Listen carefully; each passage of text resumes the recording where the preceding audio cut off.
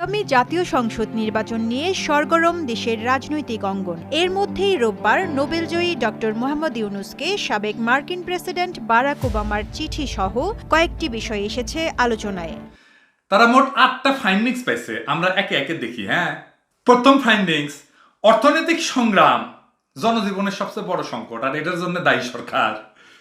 হাসিনার পক্ষে গেছে না। দ্বিতীয় ফাইন্ডিংস, কিছু জাতীয় নীতি কৌশল অর্থনীতির চাকা সচল করতে পারে। তারা কিছু বলছেও, যেমন মূল্যস্ফীতি নিয়ন্ত্রণ করা। আসসালামু আলাইকুম সুপ্রিয় দর্শক বন্ধুরা, অবশেষে বাংলাদেশের সামনের জাতীয় নির্বাচনকে কেন্দ্র করে এবার আমেরিকা কঠিন পদক্ষেপ নিতে যাচ্ছে। দর্শক বন্ধুরা, এবং সেই সাথে বাংলাদেশের সমসাময়িক সেই সকল বিষয়গুলোকে কেন্দ্র করে অত্যন্ত চমৎকার কিছু বিশ্লেষণ করেছে যুক্তরাষ্ট্র। আর সেই সকল বিশ্লেষণগুলো এবার নোটিশ সহকারে প্রকাশ করেছে বাংলাদেশের কাছে, এবং সেই সাথে তারা সেই নোটিশে এমনভাবে পরিষ্কার করে বলে যাচ্ছে এই সরকারের অধীনে কোনো সুষ্ঠু নির্বাচনের কোনো সম্ভব নেই। তো দর্শক বন্ধুরা, এবং সেই সাথে সেই সকল বিষয়গুলোকে কেন্দ্র করে অত্যন্ত চমৎকারভাবে বিশ্লেষণ করেছেন পিনাকি স্যার। আপনারা পিনাকি স্যারের সেই বিশ্লেষণটি শুনলে অবশ্যই বুঝতে পারবেন কিভাবে শেষ পর্যন্ত নোটিশ আকারে আমেরিকা থেকে বাংলাদেশের নির্বাচনকে কেন্দ্র করে বার্তা পাঠিয়েছে। তো দর্শক বন্ধুরা, এবং অন্যদিকে বাংলাদেশের সামনের জাতীয় নির্বাচনকে কেন্দ্র করে আমেরিকার সাবেক প্রেসিডেন্ট বারাক ওবামা তিনি বলে যাচ্ছেন বাংলাদেশের তত্ত্বাবধায়ক সরকারের দায়িত্ব দেওয়ার জন্য ডাক্তার ইউনূসকে ঘোষণা করা হচ্ছে। তো দর্শক বন্ধুরা, এবং সেই সাথে সেই সকল বিষয়গুলোকে কেন্দ্র করে অত্যন্ত চমৎকার কিছু বিশ্লেষণ করেছেন এই দুই বিশ্লেষক। তো দর্শক বন্ধুরা, চলুন আমরা তাদের বিশ্লেষণগুলো শুনে নেই। অবশ্যই ধৈর্য সহকারে পুরো ভিডিওটি দেখবেন, তাহলে এই সকল বিষয়গুলো পরিপূর্ণ বুঝতে পারবেন। আগামী জাতীয় সংসদ নির্বাচন নিয়ে সরগরম দেশের রাজনৈতিক অঙ্গন। এর মধ্যেই রোববার নোবেলজয়ী ডক্টর মোহাম্মদ ইউনূসকে সাবেক মার্কিন প্রেসিডেন্ট বারাক ওবামার চিঠি সহ কয়েকটি বিষয় এসেছে আলোচনায়। কিন্তু হঠাৎ করেই কেন তিনি আলোচনায়, সেই প্রশ্ন সামনে এসেছে। রোববার ইউনূস সেন্টার জানায়, গত 17 আগস্ট ডক্টর ইউনূসকে একটি চিঠি পাঠিয়েছেন ওবামা। চিঠিটি কেন 10 দিন পর প্রকাশ করা হয়েছে সে বিষয়ে অবশ্য কিছু জানায়নি তারা। চিঠিতে ওবামা লিখেছেন, প্রিয় প্রফেসর ইউনূস, মানুষের পরিবার এবং সমাজকে দারিদ্র্যমুক্ত করে তাদের ক্ষমতায়নের জন্য আপনার প্রচেষ্টা আমাকে দীর্ঘকাল অনুপ্রাণিত করছে। 2009 সালে হোয়াইট হাউসে আপনার সঙ্গে সাক্ষাৎ করার সুযোগ পেয়ে আমি বলেছিলাম আপনার কর্মকাণ্ড লাখ লাখ মানুষকে তাদের নিজস্ব সম্ভাবনার কথা ভাবতে অনুপ্রাণিত করেছে।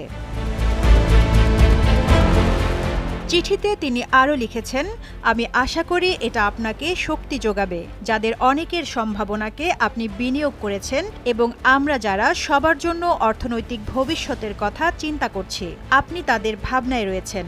আমি আশা করছি আপনার গুরুত্বপূর্ণ কাজ করার স্বাধীনতা অব্যাহত থাকবে। এদিকে ডক্টর ইউনূসের বিরুদ্ধে সরকারের ফৌজদারি মামলা দায়ের এবং সরকারি বিভিন্ন সংস্থার দ্বারা হয়রানির প্রতিবাদ জানিয়েছেন 34 নাগরিক। রোববার এক বিবৃতিতে তারা উদ্বেগ প্রকাশ করেন।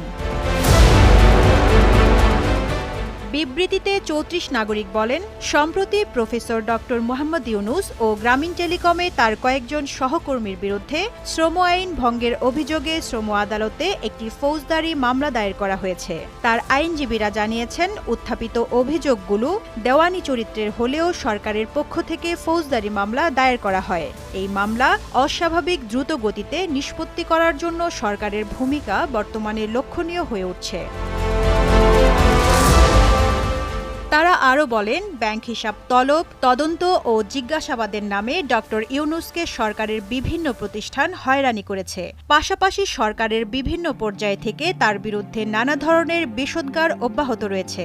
এসবের পরিপ্রেক্ষিতে শ্রম আদালতে তার বিরুদ্ধে ফৌজদারি মামলা দায়েরের ঘটনাটি উদ্দেশ্য প্রণোদিত বলে ধারণা করার যুক্তি রয়েছে বলে আমরা মনে করছি। আমরা এতে গভীর উদ্বেগ প্রকাশ করছি। বিবৃতিদাতারা বলেন, ডক্টর ইউনূস অতি দরিদ্র ও অবহেলিত মানুষের অবস্থার উন্নয়নে কাজ করে বিশ্বের সম্মানিত ব্যক্তি হিসেবে প্রতিষ্ঠিত হয়েছেন। তিনি নোবেল শান্তি পুরস্কার, যুক্তরাষ্ট্রের প্রেসিডেন্সিয়াল মেডেল অব ফ্রিডম ও কংগ্রেশনাল গোল্ড মেডেল সহ বিভিন্ন পদক ও পুরস্কার অর্জন করে বাংলাদেশের জন্য বিরল সম্মান বয়ে এনেছেন। আইনগত ও প্রশাসনিক পদক্ষেপের মোড়কে তাকে হয়রানি করা হচ্ছে এবং বিশ্বের কাছে নেতিবাচক বার্তা দেওয়া হচ্ছে। 2006 সালে শান্তিতে নোবেল পুরস্কার পান ডক্টর মোহাম্মদ ইউনূস। গ্রামীণ অর্থনীতিতে অবদান রাখায় তাকে নোবেল পুরস্কার দেওয়া হয়। এরপর 2009 সালে যুক্তরাষ্ট্রের সর্বোচ্চ বেসামরিক সম্মাননা প্রেসিডেন্সিয়াল মেডেল অফ ফ্রিডম পেয়েছিলেন গ্রামীণ ব্যাংকের প্রতিষ্ঠাতা ডক্টর ইউনূস। কেন কোন ফার্মাসিউটিক্যাল প্রোডাক্ট বাংলাদেশে ফেল করে? ওইটা অবশ্যই এখন সর্বনের স্টাডি আর কি। তো যারা কোয়ালিটেটিভ স্টাডি করবেন তাদের জন্য ছোট টিপস দিই আর কি। ধরেন আপনি প্রশ্ন করলেন যে বাংলাদেশের মূল সমস্যা কি, যারা প্রশ্ন করলেন তারা যদি সেকুলার কুত্তায় কামড়ায় তাইলে সে বলবে সাম্প্রদায়িকতা, সাম্রাজ্যবাদী শোষণ। আপনি বোকার মতো প্রশ্ন করবেন সাম্প্রদায়িকতা মানে কি, সে বলবে বাংলাদেশের মুসলমানরা হিন্দুদের দেখতে পারে না। তাইলে আপনি বলবেন উল্টা যে বাংলাদেশের হিন্দুরা মুসলমানদের দেখতে পারে, তাইলে সে যদি বলে হ্যাঁ, তখন আপনি বলবেন যে বাংলাদেশের হিন্দুরা তাইলে মুসলমানদের দেখতে পারে, তাইলে তাই না? সে যদি না বলে হ্যাঁ, তাইলে বলবেন যে বাংলাদেশের ধর্ম সম্প্রদায়গুলো একে অন্যকে দেখতে পারে না, তাই তো করছেন তাই না? হ্যাঁ, তারপরে বলবেন দেখতে পারে না মানে কি, মানে দেখা হইলে অন্যদিকে মুখ ঘুরে নেয়। তখন কইবে যে না বৈষম্য করে, তখন বলবেন বৈষম্য মানে কি, বিয়ে বাড়িতে গেলে পাতে কম মাংস দেয়, মানে বুঝেছেন তো? একেবারে গোড়ায় হাত দিবেন যতক্ষণ পর্যন্ত না একেবারে সাধারণ মানুষের কথায় সে ব্যাখ্যা করবার না পারে, তা পর্যন্ত আপনি কলে রেজাল্ট পান নাই। হ্যাঁ, তারপরে এইগুলারে কোডিফাই করা লাগে আর কি, অ্যানালাইসিস করতে হয়। অ্যাটলাস টিআই, যে এটা অ্যাটলাস টিআই, এটা দিয়ে আমি কোয়ালিটিভ স্টাডির অ্যানালাইসিস করছি। এটা খুব ভালো প্রোগ্রাম, যারা কোয়ালিটিভ স্টাডি করবার চান তারা কিন্তু এটা ইউজ করবার পারেন। আমি এখনো এটা ইউজ করি, অ্যাটলাস টিআই। যাই হোক, আগে আমরা কোয়ালিটিভ স্টাডিটা দেখে নিই। তারা দেখিছে বাংলাদেশের রাজনীতি আর অর্থনীতি নিয়ে বাংলাদেশের সাধারণ মানুষ যা ভাবতেছে তা কেন ভাবতেছে। তারা মোট 8টা ফাইন্ডিংস পাইছে, আমরা একে একে দেখি। হ্যাঁ, প্রথম ফাইন্ডিংস, অর্থনৈতিক সংগ্রাম জনজীবনের সবচেয়ে বড় সংকট, আর এটার জন্য দায়ী সরকার। হ্যাঁ, হাসিনার পক্ষে গেছে না। দ্বিতীয় ফাইন্ডিংস, কিছু জাতীয় নীতি কৌশল অর্থনীতির চাকা সচল করতে পারে। তারা কিছু বলছেও, যেমন মূল্যস্ফীতি নিয়ন্ত্রণ করা, কাজ সৃষ্টি করা, সম্পদের সমবন্টন করা, কর্মদক্ষতা বৃদ্ধি করা, রেমিটেন্স প্রদানে উৎসাহ দেয়া ইত্যাদি আর কি। আর তারা কিন্তু খুব সঠিকভাবে বলছে বাংলাদেশের জন্য কি করা দরকার। 3 নম্বর ফাইন্ডিংস, এটা খুব ইন্টারেস্টিং, জিজ্ঞেস করছে পলিটিক্যাল পার্টির নাম, জিজ্ঞেস করছে কিছু। হ্যাঁ, আওয়ামী লীগ, বিএনপি, জাতীয় পার্টি, জামাত ইত্যাদি আর কি। তো এই পলিটিক্যাল পার্টির নাম জিজ্ঞেস করে এটা শুনে প্রথমে যা মনে আসে তাই লিখতে।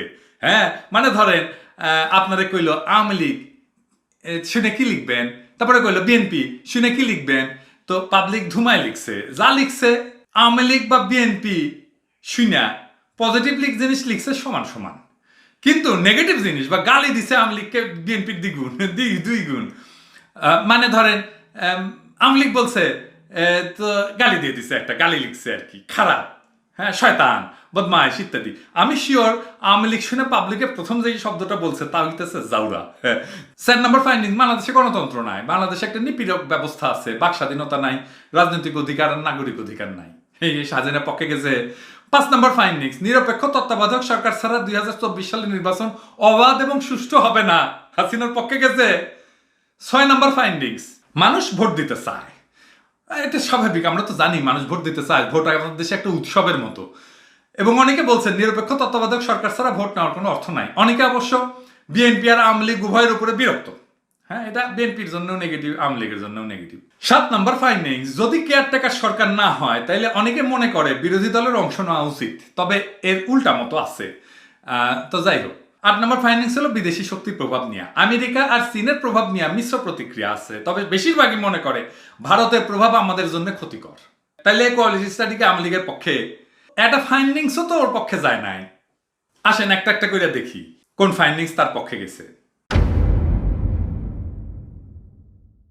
1 নম্বর পক্ষে, 2 নম্বর পক্ষে, 3 নম্বর পক্ষে, 4 নম্বর পক্ষে, 5 নম্বর পক্ষে, 6 নম্বর পক্ষে, 7 নম্বর পক্ষে, 8 নম্বর পক্ষে। এইবার আসেন কোয়ান্টিটেটিভ স্টাডিতে, যা বেশি মার্কেট পেয়েছে আমাদের বোকামিতে। এই কোয়ান্টিটেটিভ স্টাডিটা বৈজ্ঞানিক গবেষণার মানদণ্ডে দুর্বল হয়েছে। কেন হয়েছে সেটা বলি। 1 নাম্বার, ডাটা কালেকশন করা হয়েছে CAPI, ক্যাপি মেথডে। এটা শুনে একটা আশকি খেয়া যায় না, এটার মানে হচ্ছে কম্পিউটার অ্যাসিস্টেড পার্সোনাল ইন্টারভিউ। মানে হাতে একটা ট্যাবলেট বা আইপ্যাড হাতে নিয়ে প্রশ্ন জিজ্ঞাবে সামনাসামনি, তারপর উত্তর দিবে পাবলিকে। এইটা বাংলাদেশের প্রেক্ষিতে এইভাবে আপনি কখনো আসল রেজাল্ট পাবেন না যদি আপনি রাজনীতি নিয়ে একটা জরিপ করেন। যে দেশে মৌলানা সাইদির মৃত্যুতে স্ট্যাটাস দেওয়ায় বিদেশে থাকা ছেলের মাকে গ্রেপ্তার করা হয়, সেই দেশে হাসিনাকে আপনি সাপোর্ট করেন কিনা এই প্রশ্ন সামনাসামনি জিজ্ঞেস করলে কোনোদিন ঠিক উত্তর পাওয়া যাবে? কখনো যাবে না। এইভাবে ইন্টারভিউ করার জন্য দেখেন রেসপন্স রেট মাত্র 47%। মানে 100 জনকে বলছে আমি আপনার ইন্টারভিউ নিব বাংলাদেশের রাজনীতি নিয়ে, যার মধ্যে মাত্র 47 জন রাজি হয়েছে। এটা খুবই কম। এইটাতে বলা হয় রেসপন্স বায়াস।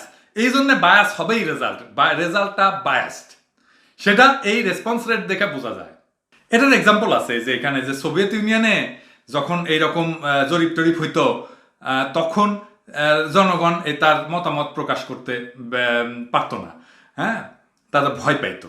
এবং এইটার জন্য যত সার্ভে হয়েছে সোভিয়েত ইউনিয়নে সবগুলোতে এরকম রেসপন্স বায়াস থাকতো। রুয়ান্ডায় একটা স্টাডি হয়েছিল যে জুডিশিয়াল রেসপন্স, রুয়ান্ডায় যে গণহত্যা হয়েছিল এর বিষয়ে জুডিশিয়াল রেসপন্সটা কেমন, এবং তারা দেখছিল যে জনগণ যেটা অ্যান্সার দিচ্ছে সেটা হচ্ছে যে ইন্টারভিউ নিতেছে সে যেটা শুনতে চাইছে সেটাই বলছে। কারণ তারা ভয় পাইছিল যে আমি যদি উল্টা কিছু বলি তাইলে আমার উপরে প্রতিশোধ না হবে। তো এই জন্য যেটা করতে হয় সেটা হচ্ছে কন্ট্রোল ওভার এনভায়রনমেন্ট বলে, মানে যেখানে আপনি ইন্টারভিউটা নেবেন এটা একটা সিক্রেট লোকেশনে নিতে হয় এবং ট্রাস্ট থাকতে হয় রেসপন্ডারদের যে আমার তথ্যটা কোনোদিন যাবে না, অন্য কোথাও বাইর হবে না, কেউ জানবে না। হ্যাঁ, এই জন্য এই যে নর্থ কোরিয়া বা সৌদি আরব এই সমস্ত জায়গায় কিন্তু স্টাডি যেটা হয় সেইটাতে এইরকম একটা ব্যবস্থা করে নেওয়া হয়। আর আপনি বাংলাদেশে একটা স্টাডি করতেছেন আর জিজ্ঞেস করতেছেন হাসিনাকে আপনি সাপোর্ট করেন, তো তার উত্তর কি দিবে? করি না। এটা সম্ভব না। আর দেখেন বাংলাদেশকে ঠিক রাস্তায় যাইতেছে, এটার উত্তরে বলছে 53% মানুষ ঠিক রাস্তায় যাইতেছে না। এই যে 68% মানুষ, 32+36, 68% মানুষ মনে করে বাংলাদেশের এই মাজুল অর্থনীতি আর ভালো হবে না, বরং আগামীতে আরো খারাপ হবে। তাদের 70% মনে করে হাসিনা ভালো কাজ করতেছে। এটা সম্ভব? কন্ট্রাডিক্টরি হইল না? এটার সাথে আর একটা কন্ট্রাডিক্ট করলো না এই ফাইন্ডিংস? এখন কেউ কইতে পারেন যে আপনি তো একটু আগে কোয়ালিটেটিভ স্টাডিটার রেজাল্ট গ্রহণ করিলেন, এখন এখানে তো ওদের সামনাসামনি ইন্টারভিউ করা হয়েছিল, তাই না? তো তাইলে এখন এই কোয়ান্টিটেটিভ স্টাডিটা তাইলে নিতেছেন না কেন? কারণ হচ্ছে কোয়ালিটেটিভ স্টাডিতে হাসিনা ভালো কাজ করতেছে কিনা এরকম কোনো প্রশ্ন ছিল না। এই যে প্রশ্নটা দিছে এই প্রশ্নটাই কোয়ান্টিটেটিভ স্টাডির কাঁঠাল মাইরা দিছে। আমাদের আলোচনা হওয়া উচিত ছিল মেথোডোলজি নিয়ে। উল্টা আমরা আলাপ করছি চ্যানেল আয়ের কোন ডিরেক্টরের বউয়ের প্রতিষ্ঠান করছে গবেষণা এইটা নিয়ে। সাংবাদিকরা গবেষক না, এটা আমি মানি, কিন্তু বাংলাদেশের 18 কোটি মানুষ, তার মধ্যে তো লাখখানিক লোক আছে যারা সিরিয়াস গবেষণা করেছে, অভিজ্ঞতা আছে। দেশের মানুষরা দেখাইতে হবে না কোনটা কেমনি অ্যানালাইসিস করতে হয়, সায়েন্টিফিক ডেটা কেমনি অ্যানালাইসিস করতে হবে, কিভাবে পাঠ করতে হবে, কিভাবে ইন্টারপ্রিট করতে হবে, দেশের আলাপের গতিমুখ কি হবে সেটা তো ঠিক করে দিতে হবে সরকার বিরোধীদের। সরকার বিরোধীদের মধ্যে এরকম একজনও ছিল না যে এই তথাকথিত গবেষণা ক্রিটিক দাঁড় করাইতে পারতো না। করে নাই কেন? 1 মণ দুধে 1 ফোঁটা লেবুর রস দুধরে ছানা বানায় ফেলে। ঠিক একইভাবে অনেক বড় বড় গবেষণা শুধু সামান্য বায়াসের কারণে পায়খানা হয়ে যেতে পারে। তার উদাহরণ দিতেছে এই গবেষণা। তো হচ্ছে কি যে এক মদারু, হ্যাঁ, ওই মদারুক মদ খাওয়া কমাবি, তা ডাক্তার একটা বুদ্ধি বের করেছে। বুদ্ধিটা কি, সে 2টা গ্লাস নিয়ে আসছে, একটা গ্লাসের মধ্যে পানি, একটা গ্লাসের মধ্যে মদ, আর হাতে নিয়ে আসছে একটা পোকা। তো পোকাটা পানির মধ্যে ছাড়ছে, তো পোকাটা ঘুরে বেড়াতেছে, ভাসতেছে, সাঁতার কাটতেছে, খুব চমৎকার। তারপরে পোকাটা তুইলা মদের মধ্যে ছাড়ছে এবং পোকাটা ছটফট করে মারা গেছে। তো তখন ডাক্তার করছে মদারুক, দেখিস কি হলো, হ্যাঁ, কি বুঝলা? হ্যাঁ, তো মদারুক কইতেছে হ্যাঁ বুঝলাম, মদ খাইলে পেটে পোকা হয় না, পোকা মইরা যায়। তো বুঝিস? তো হাসিনা যেই গবেষণায় আসুক এইভাবে ইন্টারপ্রিট করবি, করে নিজের পক্ষে আনার চেষ্টা করবি। যেই গবেষণা তার পক্ষে যায় নাই সেই গবেষণাও সে তার নিজের পক্ষে আনার চেষ্টা করবি। আর আমরা বেকুবের মতো ওই যে রাস্তায় হাঁটিচ্ছে, আমাকে হাঁটাই নিচ্ছে, সেই রাস্তায় আমরা হাঁটবার লাগবো। হ্যাঁ, এই ভুল করলে করা যাবে না। ওর টাইম শেষ হয়ে আসতেছে, এখন কোনো ভুল করা যাবে না, ছোটখাটো ভুলও করা যাবে না। তো দর্শক বন্ধুরা, আপনারা হয়তো পুরো ভিডিওটি দেখে এবং এই সকল বিশ্লেষণগুলো শুনে অবশ্যই বুঝতে পেরেছেন অবশেষে বাংলাদেশের নির্বাচনকে কেন্দ্র করে এবার কঠিন চাপের মুখে পড়তে যাচ্ছে বাংলাদেশের বর্তমান সরকার, এবং সেই সাথে আমেরিকা সহ বেশ কয়েকটি দেশ এবার বাংলাদেশের সরকারের বিপক্ষে মাঠে নামতে যাচ্ছে, এবং সেই সাথে বাংলাদেশের গণতান্ত্রিক অধিকার রক্ষার জন্য তারা এই সকল কার্যকলাপ করে যাচ্ছে। তো দর্শক বন্ধুরা, আপনারা এই সকল বিশ্লেষণগুলো শুনে এবং সেই সাথে পিনাকি স্যারের এই সকল চমৎকার বিশ্লেষণগুলো শুনে আপনাদের কাছে কি মনে হচ্ছে? তাহলে কি আমেরিকার এই সকল নোটিশগুলো শেষ পর্যন্ত কাজে লাগতে যাচ্ছে? তো দর্শক বন্ধুরা, আপনারা এই বিষয়ে কি মতামত অবশ্যই কমেন্ট করে জানিয়ে দেবেন। তো দর্শক বন্ধুরা, ভালো থাকুন, সুস্থ থাকুন, আল্লাহ হাফিজ, আসসালামু